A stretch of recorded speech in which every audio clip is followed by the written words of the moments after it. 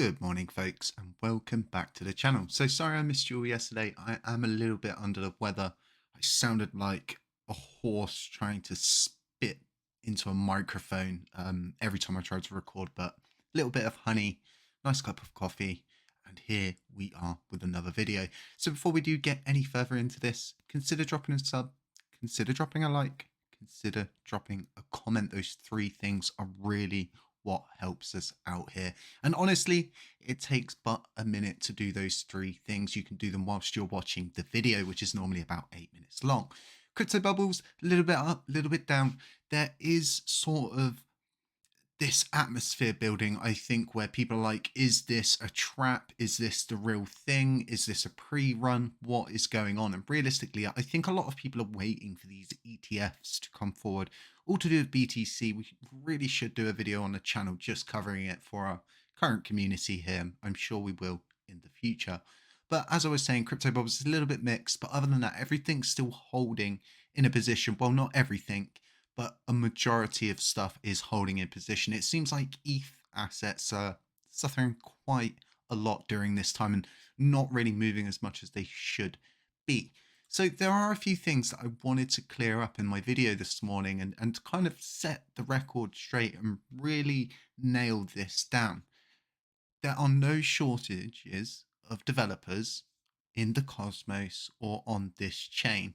All of the work that is current has people working away on it. The dynamic commissions in testing is almost ready to come forward. This is going to change the complete face of our blockchain from top to bottom, really bringing in an environment where it's profitable to be a validator and it's fair to be a validator at that point. It's not just centralized people at the top. And this isn't something we would see from specifically someone in my position, right? That is up there and is quite trusted and stuff. It's not something that anybody in my position has ever attempted to bring forward other than all nodes, and it was shut down a long time ago. So getting validators to simply agree to a huge pay cut is not easy. And honestly, it's a really good sign. And I kind of always say to people, lead by example where and whenever you can. It's all good sitting there writing hundreds of thousands of tweets out on Twitter, absolutely flooding the space with your thoughts.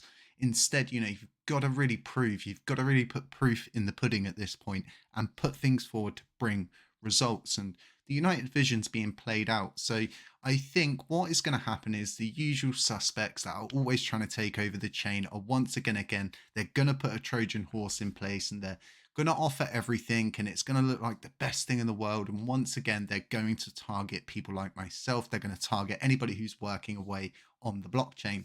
The good thing is now is the majority of the people that are working on the blockchain have been here for well over a year and they are highly trusted people. You've got people like Straff, people like Frag, you've got Vin, Gevik, all of those sort of people that are working away and people are starting to get more aligned. A big issue that I found for a long time was communication, whereas that's sort of all gone out the window now and the lanes of communication have more than opened and everybody's sort of very, very set in this direction of where we need to go, what we can possibly offer, what we need to clear up, what we need, what we don't need, what can wait, what can't wait.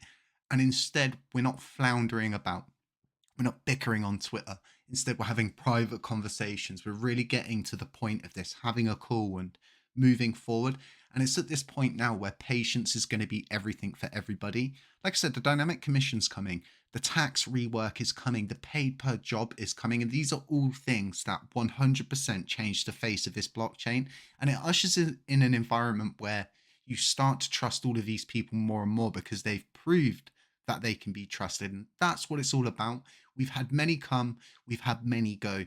We've had many of these sort of leadership people. And honestly, I think it just comes down to getting different modules in place that can act as a project manager. It can act as something that pays out. It's all part of this journey now, I believe, of getting to enterprise. And there's been a very strange tweet, I think yesterday. I did a video on it, but I didn't release it because I just didn't want to feed into the person who tweeted it because they do it for mere reaction. But what we've seen is the CEO of TFL actually retweet it. And honestly, for me, it's a good sign that they're looking at us. They're stopping seeing us as this meme coin, this sort of toxic community. Instead, we're starting to get attention, we're starting to get looked at a little bit. And even if inside that sort of retweet it speaks of a merge, which is never ever going to happen, from my perspective, you can't merge two blockchains with two active sets down to one active set unless you were going to double the active set to 260, which you just can't do that. It wouldn't be able to pay out that kind of reward outflow. It doesn't work. Basically what would happen is there would be a losing side to this. There would be a huge losing side, and the likelihood is it would be our side. That's never going to happen. Instead, what is going to happen is working in symphony, a very symbiotic relationship between the two chains of acknowledgement of simply working with one another to achieve that end result of that multi-chain use of enterprise. And this is what it's all about. Ultimately, people will come once you've built it. Once you have those tools, you've reworked the gas, the validating set is way more profitable, and we've got more validators turning up. Before we know, we've got an active set. And this is kind of the threat right now. The threat really is, and you've seen it time and time again with what happened to LBA, with what happened to Ed, with what happened to Tobias, with the consistent attacks. I think the biggest difference is now is everybody's very aligned. And when you become aligned and you start to hold all together, there's no individual person you can really target out and really whittle down and just remove them. And so many people have got bogged down in this before, and this is just not something that's part of anything that I do. I don't have the time for it. All I've got the time for is trying to move this blockchain forward, trying to make connections between people, and trying to foster in a better working environment. And ultimately, the way I go about things is if I don't like someone and I've got nothing nice to say about that person, I just don't engage. I simply just don't engage like you're supposed to in real life. As a mature person, you just don't engage. And something that I found very recent is like I go on Twitter to get an update, see what's going on in the community, and get very, very simple updates. And so I find myself like having to scroll through like hundreds of thousands of different people's thoughts and every single thing of like calling everything out about a proposal in public. Oh, this is an issue, that's an issue. Then to 10 minutes later say, oh no, do vote yes to this. Don't listen to what I said. And it's like all of this, right, could have just been done in private. And instead of me coming to Twitter to get a real good ball of information, I come to Twitter and just see absolute junk of tons of people's thoughts and then people's replies. And it's just like, you should all know better at this point. It's at this point that we need to make a special group for all of these different people to just bicker away in private. So it's just not happening on Twitter. But something I do is just disengage with it. Ignore it, unfollow that person so I don't have it in my feed anymore, and I just move forward and I learn from the situation that I'm in that is what that person's going to do. They're going to make a mountain out of a molehill each time. They're going to try and get as much attention as possible drawn to them to try and make themselves some sort of relevant part of the community without doing very much other than just causing general commotion at this point. So for me, like I said, the L1 are working away, you've got Frag working away, you've got Strafe working away, you've got all nodes on backup for anything we would ever need, like they've always been there throughout every update that's ever failed. They've been there to support. We've got so many people in the LUNC sector that are developing in their own time because they want to. And it's at this point, right? Where's the spend proposal? Oh, exactly. But there isn't any because we're all working towards this situation of getting a paid per job system in place. So then people can just work away willy-nilly. If there's a job available, you take the job. As much time as you spend on that job is down to you. The quicker you get it done, the better you get it done, the quicker it gets merged, corrected, implemented, and you get paid, right? It all becomes a very,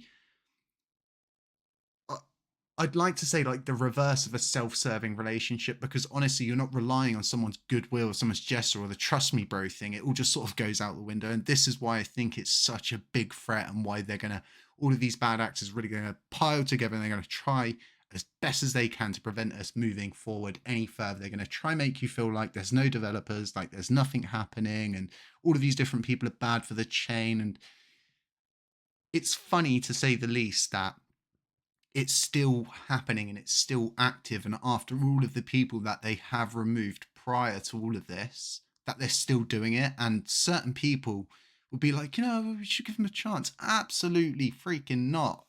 Someone who double signs their validator and gets it jailed and then just sort of says, well, it's your own fault for staking with me. You really don't want that person in charge of any kind of repository. It's dangerous to say the very least, but the best way I break that down is simply just a Trojan horse, and the likelihood is they would perform actions intentionally to destroy this chain from the very core outwards. If you go and look at all of the Luna chats, you'll see all of them in there supporting very strongly. Yet LUNC is the demon. It's the devil. You're all the devil and you're all bad, and the price is going down, so it's all getting worse. Well, yeah, duh, we all know the price has been going down for God knows how long. But guess what? Since the payments stopped going out, since all the BS stopped, since all of these rent-seeking people have left and ejected because their paychecks have stopped, and those who have remained to continue working on the chain, doing it because they want to do it, and then what? All of a sudden, the prices start to move up with everything.